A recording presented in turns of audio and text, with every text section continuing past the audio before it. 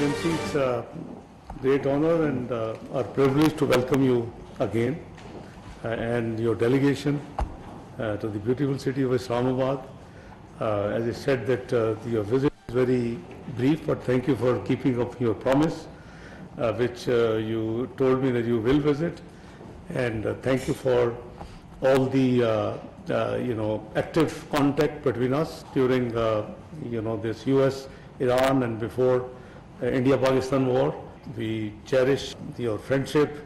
Norway is housing 60,000 Pakistanis, and there's a great diaspora. We had the opportunity to meet shortly on 23rd of July in Manila, and your colleague was welcomed here. In May, it was a good meeting with him. He was flying from here to Tehran, but I understand you are going back. You are not visiting Tehran during this trip. Not this time. Not this time. But we have this, as I said, that this great relations of 78 years of partnership, and we would like to work very, very closely with your good self. A number of Norwegian companies are working in Pakistan. They are, happily, doing the business, and we are very proud of them. They are contributing towards the, the growth and development of Pakistan. So briefly, I think I request you to give some comments, and we ask the media to go, leave, and then we start the remaining dialogue. Over to you. Thank you so much, Your Excellency, Deputy Prime Minister and Foreign Minister Dar, dear Isaac. I really appreciate our personal friendship. It's been in close contact during these difficult times have behind us and are in, and I just want to echo everything you said. A very strong bilateral partnership with Pakistan. It clearly helps that we have a large Pakistani community which is very well integrated into Norwegian society. Many leading politicians in Norway, many close colleagues are actually of Pakistani Norwegian descent. So it's really made a mark. And business is growing, and particularly the company Yara in fertilizers are now coming in a larger scale. Jotun and others, and one of the things we could touch upon later in our conversation is the opportunity to move towards free trade relationship to EFTA, which is the group that we belong to with Switzerland, Liechtenstein and Iceland, which also would provide for even more business relations. Mr. Kravis sends his warmest regards. I was in touch with him last night. He was really pleased with his visit, but also with the ongoing cooperation.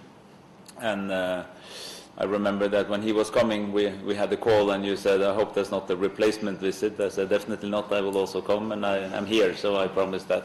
But he, together with me and my key team, he is deeply involved also in all this work with Iran. And I want to say here, while the media is still here, that we very strongly commend the very active position that Pakistan, that you yourself, that the Prime Minister, that Field Marshal Munir has taken in this. It's really a service to the world. This war is incredibly dangerous for world peace, but also for the world economy, and that you stepped forward and took this difficult but heroic position of providing the Islamabad talks, but also keeping engaged all the time, is something we very much cherish and applaud. And I think it's fair to say that the position of Pakistan on the world stage, also the peacemaking stage, is has really been strengthened by this commitment. We are very dedicated to be helpful where we can. We very much respect who's in charge, but we have some experience in the field of peace negotiations, and we have open and good dialogues, both to Tehran and to Washington, and wherever we can be useful. For instance, on the issue of international maritime law.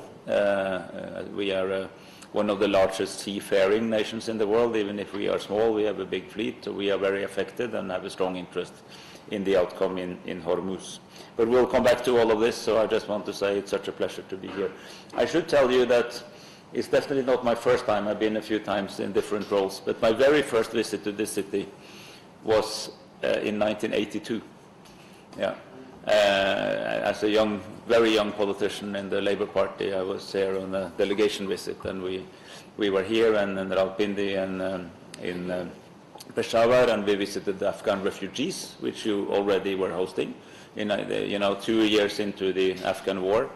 And we traveled to the Khyber Pass all the way to Landi Kotal. So I've seen the neighborhood under different. This was the time of Zia ul Haq, I remember. Yeah.